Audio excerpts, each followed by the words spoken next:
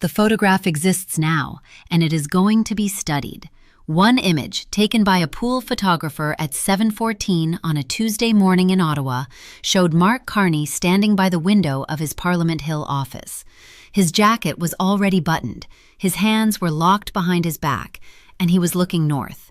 Not east toward Washington, north. The caption that appeared under it in the Financial Times the next morning was only 3 words: "He already left."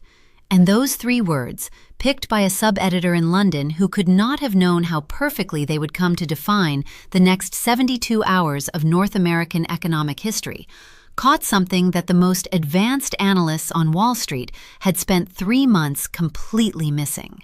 There was no press conference before what happened next, no diplomatic warning, no legislative announcement, no carefully written statement from the Department of Finance, just a man looking north and then moving. What played out over the next 72 hours after that photograph was not a negotiation. It was not retaliation. It was not even, in the strictest sense, a decision. It was the public reveal of something that had already been built quietly over 14 months, while Washington was paying attention somewhere else. By the time the American trade delegation in Geneva received the formal notification, a 47-page document sent at 6:03 a.m. Eastern Time, 3 separate deals worth a combined $312 billion in annual trade volume had already been signed, finalized, and put into motion. The American softwood lumber industry, which had controlled 34% of Canada's construction market for 31 straight years, had been replaced.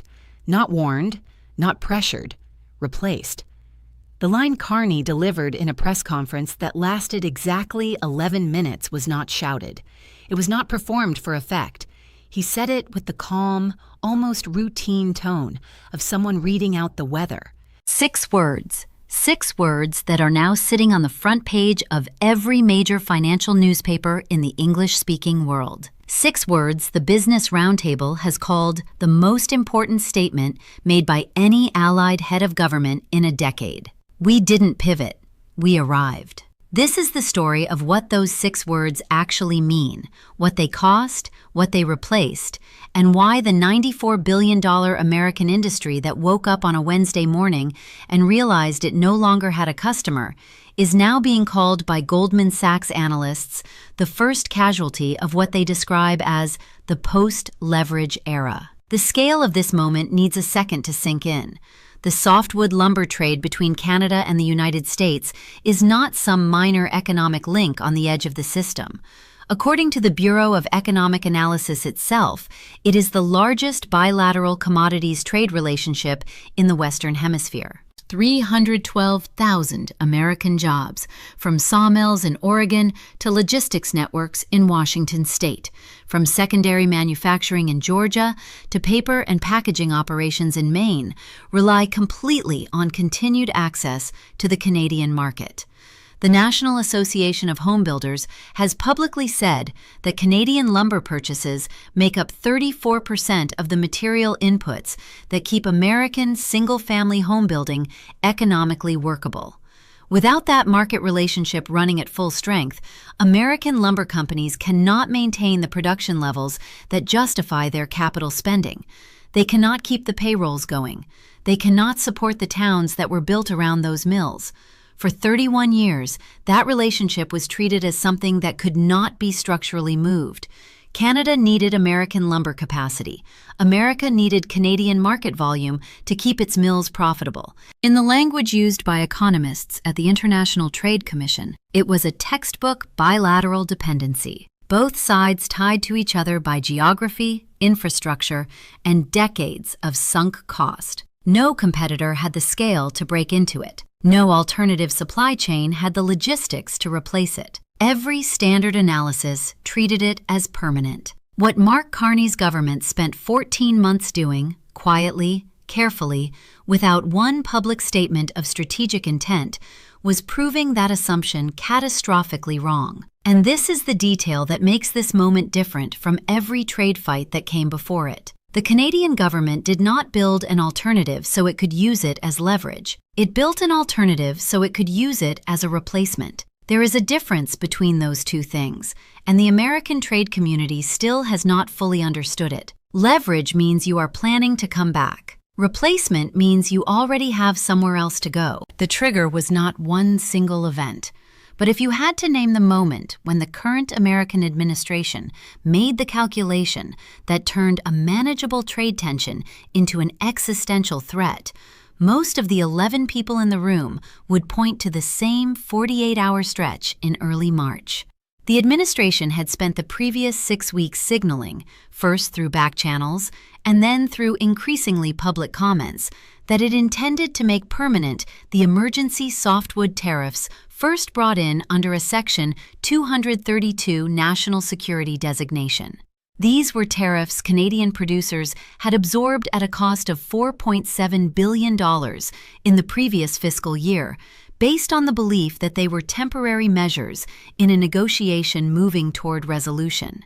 But they were not moving toward resolution. 3 people who attended the working group session at the Department of Commerce on March 4th confirmed separately that the administration's position had shifted from tariffs as leverage to tariffs as permanent industrial policy. The wording in the internal briefing document that was summarized to Canadian officials the following week described the tariffs not as a bargaining tool, but in the document's own language as a corrective structural realignment meant to restore American lumber industry competitiveness by reducing the pressure created by Canadian market access. Put simply, the American administration had decided Canadian lumber should be priced out of the American market. And at the same time, it had assumed Canada would simply take the hit. The people who wrote that briefing did not seem to consider that Canada had spent 14 months building the structure needed to take no hit at all.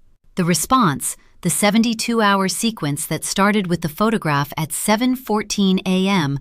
and ended with Carney's 11-minute press conference, was not made up on the fly. It was carried out.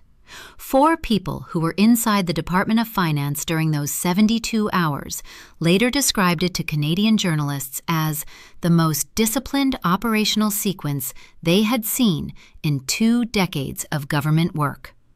Everything was already in place. The deals had already been shaped. The commitments from partners were already written down. What happened in those 72 hours was not negotiation. It was announcement.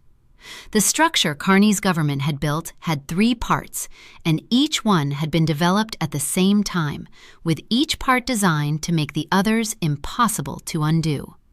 The first was a $187 billion multi-year construction materials supply agreement with the European Union, specifically involving German, Swedish, and Finnish timber producers whose combined output capacity had grown by 31% after their own post-pandemic investment cycle. That agreement included a shared pricing system, a logistics framework using Canadian port infrastructure on the Atlantic coast, and a currency settlement arrangement in Canadian dollars and euros, avoiding dollar-denominated trade completely.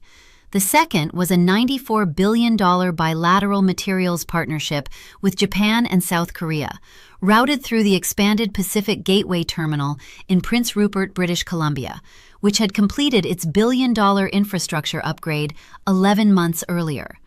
The third was a domestic accelerator, a $31 billion federal incentive program for Canadian construction companies to give priority to domestic and European supply chains, lowering Canada's reliance on cross-border material flows that had long made the relationship with American producers feel mutual, when structurally it was actually one-sided. All 3 were signed within 47 hours of each other. All 3 became operational at the same time. The $94 billion American industry that had supplied 34% of Canada's construction market for 31 years received a formal notice of contract conclusion. Not renegotiation, not renegotiation, conclusion. At 11 a.m. on Wednesday, 72 hours and 14 minutes after the pool photographer captured that image of Carney looking north, the Prime Minister stepped up to a podium at the National Press Theatre in Ottawa, and he did not raise his voice. He did not reach for dramatic language. He spoke for 11 minutes in the steady rhythm of a man who had finished something and was simply reporting that it was finished. He explained the 3 agreements. He explained the numbers. He explained the supply chain shift. He acknowledged, with what reporters in the room described as real but carefully measured regret, that the disruption for American workers was serious, significant, and not something Canada had tried to create. And then he looked straight into the camera and said 6 words. "We didn't pivot. We arrived." A pivot, he said, is a reaction. A pivot is what you do when someone else forces you to move. What Canada had done was not a reaction to tariffs. It was the completion of a strategy that had been built separately from whatever Washington decided to do. It was a strategy based on the understanding that the structure of North American trade had for 3 decades been arranged in a way that repeatedly undervalued Canada's sovereign economic decision-making. Canada had not pivoted away from America. It had arrived at a place it had been quietly building toward for 14 months. That place was an economy whose growth no longer needed American permission. 6 words. On the surface, they meant we were not running away from something. We were moving toward something. Underneath, they meant something every allied nation watching in real time understood almost instantly. They meant that the playbook of economic pressure, the belief that tariffs and threats over market access can force smaller trading partners into line, has one deep structural weakness. And the weakness is this: it only works on partners who have nowhere else to go. When a partner has already reached another destination, the threat shows up too late. Canada did not pivot. Canada arrived. And once you have arrived, nobody can threaten you with the road. Warren Buffett, speaking Wednesday afternoon in Omaha at a Berkshire Hathaway investor briefing, was asked directly about Canada's announcement. He put aside his prepared remarks. He said that after watching economic history unfold across 70 years of investing, the most reliable principle he had ever seen was the one he called destination versus dependency. He said there are 2 kinds of economic relationships. There are relationships where both sides need the arrangement to keep going, and there are relationships where one side has somewhere else to go while the other does not. In every case, without exception, in every negotiation, every restructuring, every commercial fight he had ever seen, the side with a destination holds the real power. Not because it is bigger, not because it is wealthier, not because its market matters more in absolute terms, but because you cannot pressure someone who does not need what you are offering. Buffett applied it with the kind of precision that had made him, in the view of the Financial Times, the most trusted economic voice in the English-speaking world. He said the American softwood lumber industry had operated for 31 years on the assumption that Canada needed it. It never asked whether Canada was building another destination. It never asked because it did not believe another destination was possible. That failure of imagination, that institutional confidence in the permanence of its own importance, was not a business mistake. It was a strategic mistake of the highest order. And strategic mistakes at that level, he said, are not fixed by policy. They are fixed by markets, slowly, structurally, and without appeal. His conclusion, delivered in the calm, direct tone of a man stating arithmetic rather than making a case, was this: Canada didn't pivot, it arrived. And the question every business leader in every sector that assumes its international customers have no real alternative should now be asking is, how long ago did they leave? And why did we not notice? The market reaction in the 72 hours after the announcement was not a correction. It was a reclassification, and that difference matters. A correction is when risk gets repriced. A reclassification is when reality gets repriced. Analysts at Goldman Sachs, Morgan Stanley, and the Bank of America Merrill Lynch division covering Canadian trade relationships released notes within hours of one another, and with striking consistency, they all used the same kind of structural language. For the previous 3 decades, the American softwood lumber sector had been valued as a business with a stable and captive export market. That market was no longer captive, and that fact was not going to be priced into equities later. It was being priced in immediately. Weyerhaeuser, the largest timber company in the United States, dropped 11.3% in a single trading session, its sharpest one-day fall in 14 years. PotlatchDeltic fell 9.7%. Fraser Timber's American operations, which had been valued partly because of their exposure to the Canadian market, dropped 8.4%. Across the 6 major publicly traded American lumber producers, the combined loss in market capitalization during the 48 hours after Carney's announcement reached $14.2 billion. The S&P Materials Index fell 3.1%. The wider market was reacting to a question that had never really been priced in as a serious risk before. If Canada had quietly built a complete alternative supply chain without announcing it, what other dependencies had already been unwound in silence? The geographic impact was immediate, concentrated, and politically sharp. In Oregon, where 47,000 jobs are directly connected to lumber production and export logistics, the governor called an emergency briefing with state economic advisors within 36 hours. His statement was careful, but it cut deeply. He said Oregon's lumber industry had spent 31 years operating on the assumption that Canadian demand was structural, meaning it would always exist because the infrastructure of North American construction made it unavoidable. He said his state had received no warning from the American federal government or from any trade monitoring body that Canada was steadily building the infrastructure needed to end that dependency. His workers, he said, deserved to know why. The governor of Washington state, whose ports handled 23% of the American lumber exports to Canada affected by the new European and Asian supply agreements, was even more direct.